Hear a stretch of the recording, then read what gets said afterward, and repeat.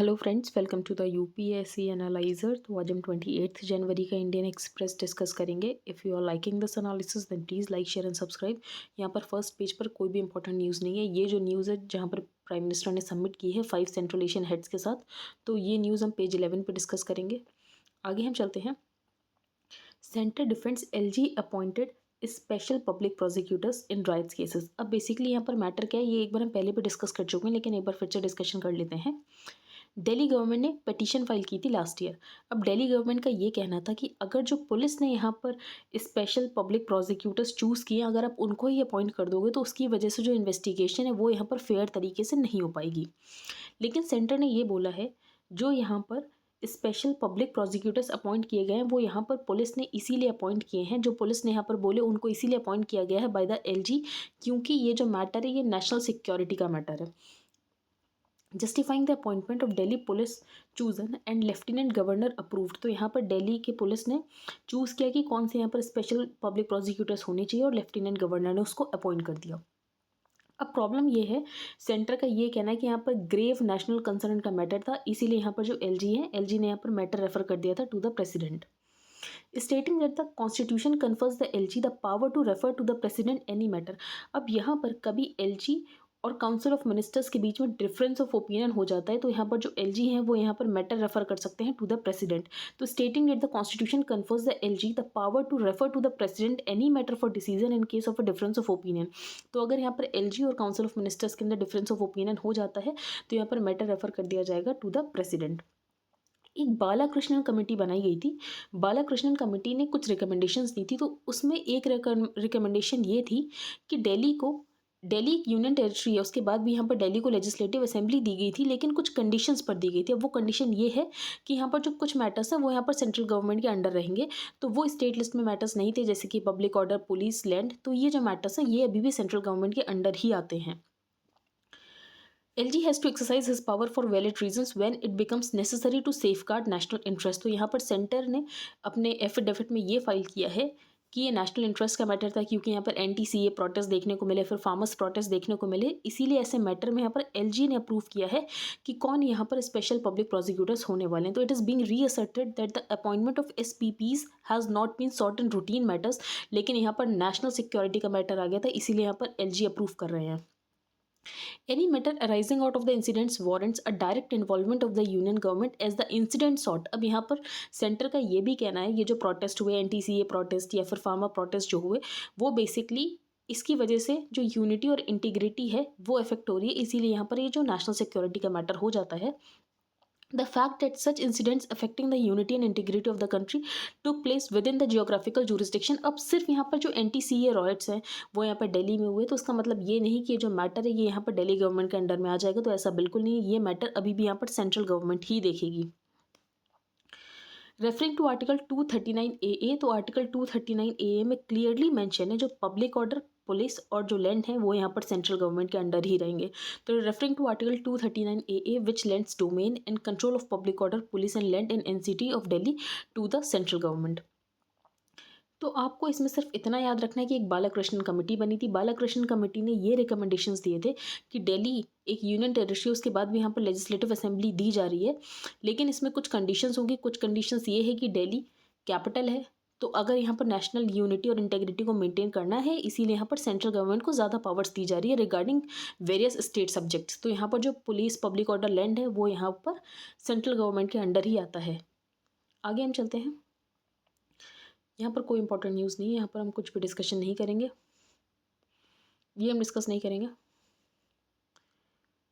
यहाँ पर एक डिजीज़ का नाम है जो कि है एवेस्कुलर नेक्रोसिस। अब एवेस्कुलर नेक्रोसिस कोविड के टाइम देखने को मिली कि कोविड में लोग यहाँ पर ज़्यादा स्टेरॉइड्स का यूज़ कर रहे थे, जिसकी वजह से ब्लड क्लॉट हो जा रहा था, और ब्लड क्लॉट की वजह से जो बोन टिश्यूज़ है वो डाई होना शुरू हो जा रहे थे, क्योंकि ब्लड सप्लाई रुक जा रही थी।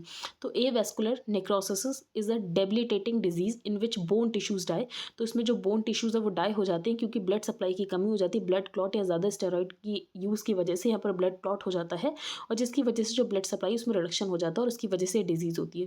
इसकी वजह से बोन कोलैप्स भी हो सकता है, अनबेरेबल पेन, मोबिलिटी लूज़ हो जाती है या हिप बोन्स में कुछ प्रॉब्लम आ जाती है। और कोविड पेशेंट्स में देखा गया कि एवीएन जो है वो इसीलिए ट्रिगर हुआ क्योंकि लोग यहाँ पर बहुत ज़्यादा स्टेरॉइड्स का यूज़ कर रहे थे और यहाँ पर ब्लड क्लॉट देखने को मिला, जिसकी वजह से यहाँ पर ब्लड की सप्लाई में रिडक्शन हो गया और यहाँ पर जो बोन है वो कोलैप्स कर गई। आगे हम चलते हैं। ये हम डिस्कस करेंगे जो प्राइम मिनिस्टर की समिट हुई है यहाँ पर सेंट्रल एशियन लीडर्स के साथ। तो यहाँ पर 3 मैटर्स डिस्कस किए गए हैं। उसमें पहला मैटर है रीजनल सिक्योरिटी। ये जो सेंट्रल एशियन कंट्रीज़ हैं ये रीजनल सिक्योरिटी के लिए बहुत ज़्यादा इंपॉर्टेंट है और इंडिया के एक्सटेंडेड नेबरहुड में स्टेबिलिटी रहे उसके लिए भी ये कंट्रीज़ बहुत ज़्यादा इंपॉर्टेंट है। यहाँ पर दिल्ली डिक्लेरेशन अडॉप्ट किया गया। अब दिल्ली डिक्लेरेशन में क्या क्या प्रोविजंस है वो हम देखेंगे। तो हर 2 साल के बाद सबमिट होगी, तो अभी सबमिट हुई है तो मतलब 2024 में भी सबमिट होगी। तो that flagged a set of takeaways, a submit every 2 years, तो हर 2 साल में सबमिट होगी। इसके अलावा यहाँ पर जो फॉरेन मिनिस्टर्स हैं, ट्रेड मिनिस्टर्स हैं, उनके बीच में रेगुलर मीटिंग्स होती रहेंगी। एक जॉइंट वर्किंग ग्रुप बनाया जाएगा on the situation of Afghanistan. इसके अलावा joint counter terrorism exercise conduct करेंगे। चाहबार पोर्ट जो है उसको यहाँ पर ऑप्शनलाइज कर दिया जाएगा और यहाँ पर 5 कंट्रीज इसका यूज़ करेंगे। इसके अलावा सेक्रेटेरिएट इंडियन सेंट्रल एशिया के लिए दिल्ली में यहाँ पर खोला जाएगा, तो secretariat for India Central Asia in Delhi. इसके अलावा जो इंडियन हॉस्पिटल्स और यूनिवर्सिटीज़ हैं उनको यहाँ पर सेंट्रल एशियन कंट्रीज तक पहुँचाया जाएगा। अब इससे कुछ टाइम पहले ही जो चाइना के प्रेसिडेंट है उन्होंने भी यहाँ पर सेंट्रल एशियन लीडर्स के साथ मीटिंग की थी और इसमें चाइना ने $500 मिलियन की असिस्टेंस प्रोवाइड की है। तो चाइना है अपना इन्फ्लुएंस बढ़ाने की कोशिश कर रहा है इन सेंट्रल एशियन लीडर्स के साथ, जैसे कि हमने यहाँ पर अनाउंस किया था कि हम यहाँ पर सबमिट करेंगे। उससे पहले ये लोग बेसिकली रिपब्लिक डे के सेलिब्रेशन के लिए चीफ गेस्ट बनकर आने वाले थे, लेकिन यहाँ पर ओमिक्रॉन वेरिएंट की वजह से वो लोग नहीं आ पाए। उसके बाद यहाँ पर जो चाइना है वो यहाँ पर वू करने की कोशिश कर रहा है, जो कि हमें दिख रहा है कि चाइना ने कुछ दिन पहले ही मीटिंग की। अब इंडिया का विजन क्या है कि ये जो कंट्रीज़ है बहुत ज़्यादा इंपॉर्टेंट है इंडिया के एक्सटेंडेड नेबरहुड के लिए। इसके अलावा जो भी स्टेक होल्डर्स हैं उनके बीच में रेगुलर इंटरेक्शंस, जैसे कि मैंने आपको बताया कि हर 2 साल में सबमिट होगी और वैसे भी यहाँ पर रेगुलर सबमिट्स होती रहेगी between the foreign ministers and the trade ministers. इसके अलावा दिल्ली डिक्लेरेशन ने रीअफर्म की है यूएनएससी रेजोल्यूशन 2593। अब ये किससे रिलेटेड है, तो ये अफगानिस्तान से रिलेटेड है कि अफगानिस्तान की जो टेरिटरी है वो किसी भी कंट्री के अगेंस्ट टेररिस्ट एक्ट के लिए यूज़ नहीं होगी। तो यहाँ पर यूएनएससी के रेजोल्यूशन 2593 की बात की गई है, जो कि यहाँ पर अनइक्विवोकली डिमांड करता है कि जो अफगान की टेरिटरी है वो यहाँ पर किसी भी कंट्री के द्वारा यूज़ नहीं की जानी चाहिए फॉर डूइंग टेररिस्ट एक्ट्स। इसके अलावा अफगानिस्तान में इंक्लूसिव गवर्नमेंट होनी चाहिए, विमेन के राइट्स को प्रोटेक्ट करने किए जाने चाहिए, चिल्ड्रन के राइट्स यहाँ पर प्रोटेक्ट किए जाने चाहिए। तो बेसिकली यही बात बोली गई कि रिप्रेजेंटेटिव और इंक्लूसिव गवर्नमेंट होनी चाहिए अफगानिस्तान में। आगे हम चलते हैं। The missing jobs. अब यहाँ पर जो युवा हैं वो प्रोटेस्ट कर रहे हैं। अब प्रोटेस्ट का एक रीज़न तो ये है कि एनटीपीसी में उनका ये कहना है कि जो यहाँ पर लोअर क्वालिफिकेशंस के लिए जॉब है उनमें यहाँ पर हायर क्वालिफिकेशंस वाले कैंडिडेट अपीयर ना हो। ये तो प्रेसिपिटेटिव पॉइंट है। जो मेन ट्रिगर पॉइंट है वो ये है कि जॉब्स की मार्केट में बहुत ज़्यादा कमी है। डिमांड के अकॉर्डिंग यहाँ पर उतनी ज़्यादा जॉब्स क्रिएट नहीं हो रही हैं, but at their core the protest are about the lack of jobs. तो इंडिया में जॉब्स की बहुत ज़्यादा कमी है, जैसे कि जॉबलेस ग्रोथ भी इंडिया को बोला जाता था।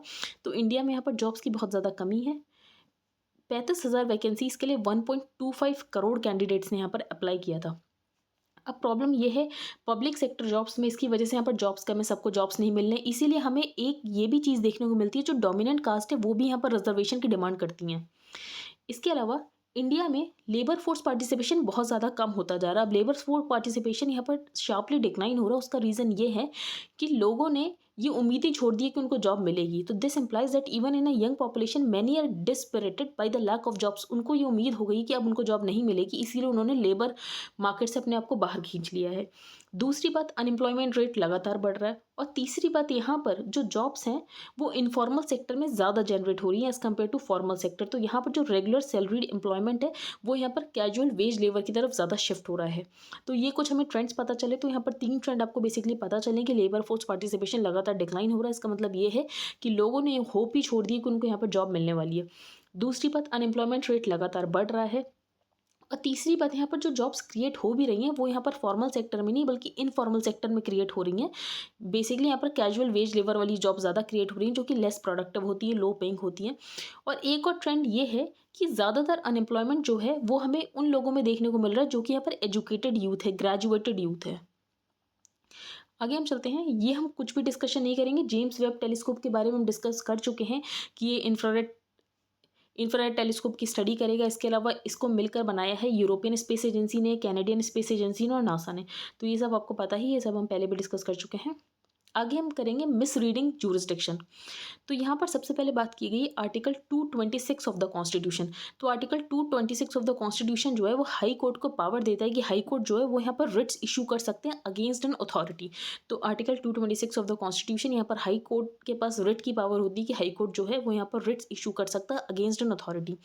1950 में आर्टिकल 226 ने इस रिट जुरिस्डिक्शन को लिमिट करने की कोशिश की थी। जो आर्टिकल 226 को यहाँ पर जो जुरिस्डिक्शन उसका लिमिट करने की कोशिश की गई थी कि जो हाई कोर्ट है वो यहाँ पर रिट इशू कर सकता है, लेकिन उसी अथॉरिटीज़ में जो कि उसकी टेरिटरी में लाई करते हैं। लेकिन बाद में एक क्लॉज 1A ऐड किया गया, और क्लॉज 1A जब इंसर्ट किया गया तो उसमें ये बोला गया जो आर्टिकल 226 है वो यहाँ पर एक्स्ट्रा टेरिटोरियल जुरिस्डिक्शन भी अलाउ करता है। इसका मतलब जो हाई कोर्ट है वो यहाँ पर रिट इशू कर सकता है, बेसिकली आउटसाइड द टेरिटरी भी इशू कर सकता है, लेकिन मेन जो इसमें कंडीशन है वो ये है कि जो कॉज ऑफ एक्शन है वो बेसिकली उसकी टेरिटरी में हुआ होना चाहिए। तो अगर कॉज ऑफ एक्शन जो है वो टेरिटरी में हुआ होगा तो यहाँ पर जो हाई कोर्ट है वो यहाँ पर रिट्स इशू कर सकता है, अगर भले ही यहाँ पर जो अथॉरिटी है वो दूसरे स्टेट में यहाँ पर हो, उससे कोई फ़र्क नहीं पड़ता, अगर कॉज ऑफ एक्शन जो है वो यहाँ पर उसी टेरिटरी में हो। फिर 1977 में क्लॉज 1A रीनंबर्ड कर दिया गया, वो हमें इंपॉर्टेंट नहीं है, अभी हमारे लिए सिर्फ इतना इंपॉर्टेंट है आर्टिकल 226 जिसमें यहाँ पर हाई कोर्ट के पास पावर है कि हाई कोर्ट से यहाँ पर रिट्स इशू कर सकता है अगेंस्ट एन अथॉरिटी। पहले ये था जो अथॉरिटी होनी चाहिए वो विद इन द टेरिटरी होनी चाहिए, लेकिन बाद में ये जो स्कोप है इसको बढ़ा दिया गया और बेसिकली एक्स्ट्रा टेरिटोरियल जुरिस्डिक्शन कर दिया गया, लेकिन उसमें एक कंडीशन ये थी जो कॉज ऑफ एक्शन होना चाहिए वो विद इन द टेरिटरी होना चाहिए। फिर यहाँ पर कैट की बात की गई है। जो कैट है वो यहाँ पर सेटअप किया गया था under article 323A of the constitution by the administrative tribunals act 1985। तो कैट को यहाँ पर सेटअप किया गया था बाय अंडर आर्टिकल 323A, और किस एक्ट के तहत, तो एडमिनिस्ट्रेटिव ट्रिब्यूनल्स एक्ट 1985। जो भी डिस्प्यूट्स होते हैं between the central government and its employ तो उनको हैंडल करने के लिए यहाँ पर कैट का सेटअप किया गया था। अब इसमें जो सेक्शन 28 है कैट का वो बात करता है जो जुरिस्डिक्शन है, तो किसी भी कोर्ट की जुरिस्डिक्शन नहीं होगी कैट के ऊपर एक्सेप्ट द सुप्रीम कोर्ट। तो इसका मतलब ये है कि हाई कोर्ट की जुरिस्डिक्शन ओवर द कैट नहीं होगी। लेकिन बाद में एल चंद्र कुमार केस में सुप्रीम कोर्ट ने ये रूल किया जो रिट जुरिस्डिक्शन है हाई कोर्ट की यहाँ पर आर्टिकल 226 के अंदर वो एक बेसिक स्ट्रक्चर है, इसीलिए आप यहाँ पर जो हाई कोर्ट का रिट जुरिस्डिक्शन हो वो आप हटा नहीं सकते हो, किसी भी आप स्टैचुएट से हटा नहीं सकते हो। इसीलिए जो आर्टिकल 226 है वो यहाँ पर एक बेसिक स्ट्रक्चर है। उसके बाद यहाँ पर जो कैट है उसके ऊपर हाई कोर्ट की जुरिस्डिक्शन भी आ गई। तो एल चंद्र कुमार में ये रूल किया गया था सुप्रीम कोर्ट के द्वारा that the writ jurisdiction of the high courts under article 226 pertain to the basic structure of the constitution and could not be short circuited by way of a statute or constitutional amendment।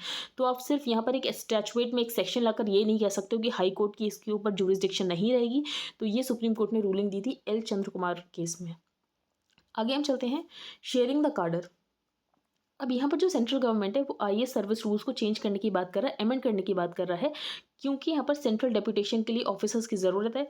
लगातार यहाँ पर जो centre है उसके पास shortage of officers हो रहा है।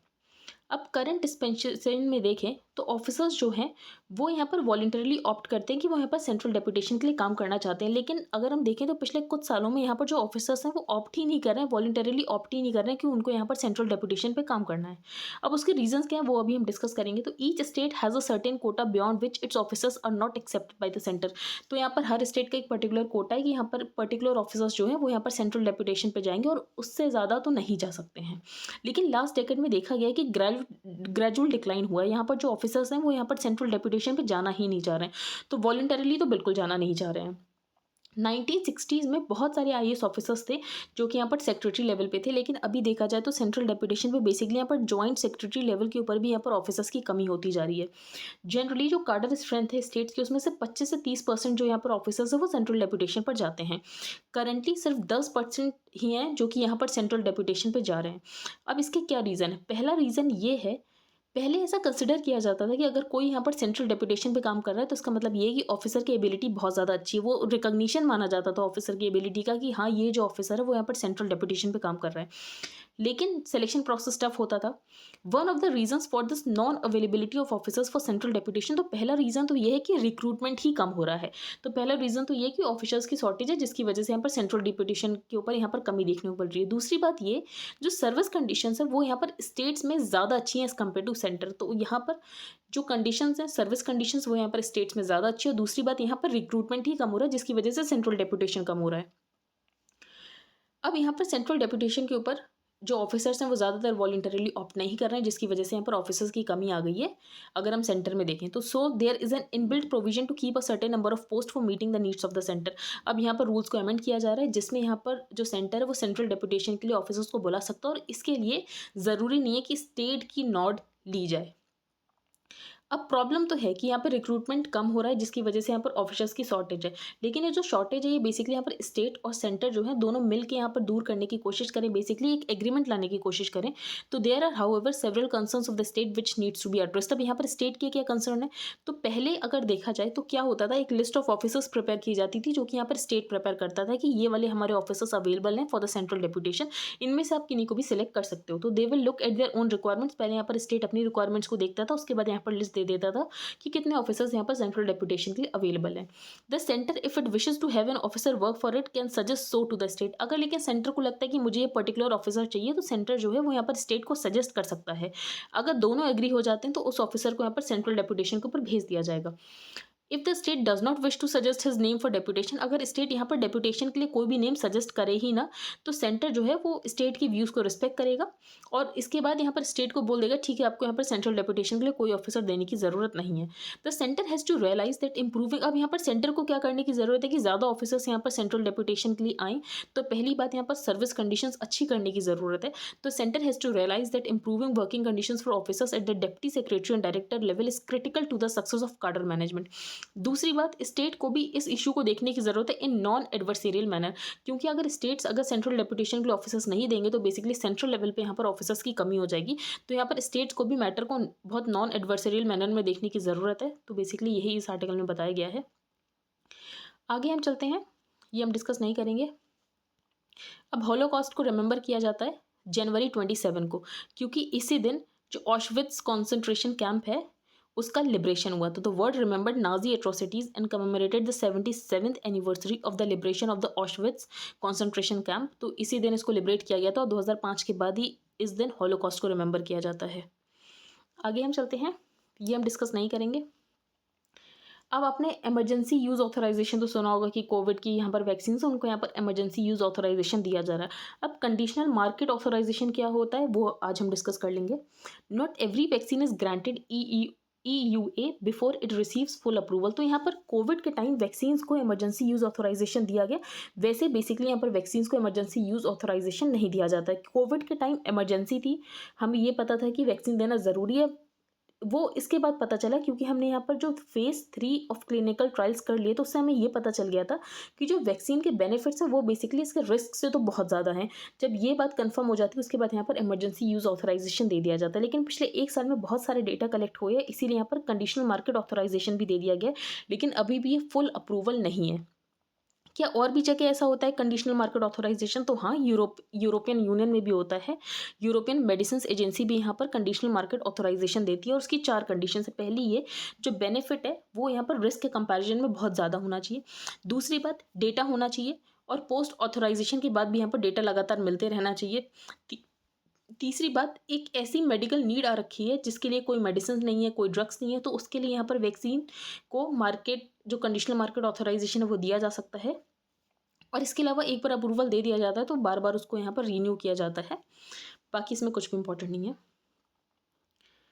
अब एयर इंडिया का डिसइन्वेस्टमेंट हो चुका है, वो अब टाटास को फॉर्मली दे भी दिया गया है। तो hand over of Air India to the Tata group will bolster government's privatisation. अब गवर्नमेंट का यहाँ पर टारगेट तो 1.7 लाख करोड़ का था फ्रॉम द डिसइन्वेस्टमेंट, जो फाइनेंशियल ईयर 2022 का टारगेट है, लेकिन अभी तक सिर्फ 10% ही अचीव हुआ है।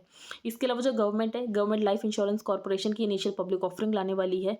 गवर्नमेंट का यहाँ पर प्लान है कि नेशनल मोनेटाइजेशन पाइपलाइन से 6 लाख करोड़ लाया जाए। तो basically roads, railways, power sector के जो असेट्स हैं वो यहाँ पर 66% कंप्राइज करते हैं। तो जो 66% कॉस्ट आने वाली है 6 लाख करोड़ की, वो तो यहाँ पर रोड्स, रेलवेज और पावर सेक्टर से ही आने वाली है। तो बेसिकली अब देखते हैं कितना टारगेट इसमें अचीव होता है।